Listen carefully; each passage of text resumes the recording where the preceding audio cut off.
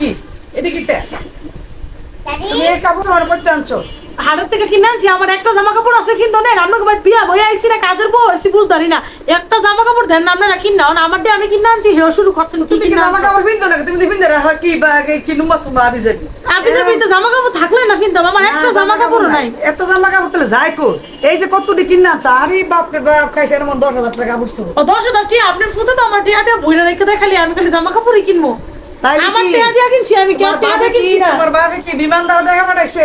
আমার টাকা দিয়ে আমি কিনছি, কেউ টিয়া দিয়ে আমি কিনি না। ও মামা গো মা খাইছে দেখি।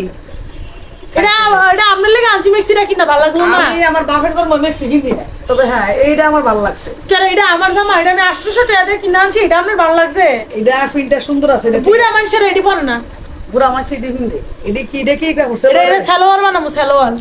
তোমার বাবা তোমার এই প্রিন্টের কাপড় পরাইছে ছোটবেলা থেকে সেলরে। আমার দামি দামি কাপড় কিনতেছে আপনাকে ভাই তেন, এখন এই যে এক কালার ফিন্দন লাগে। আমি এটা নরম কাপড় জীবন এখন যে দুর্যোগ, এই দুর্যোগে মানুষ খালি ডিম আর আলু কিনে, কারণ দেশ স্বাধীন হয়েছে।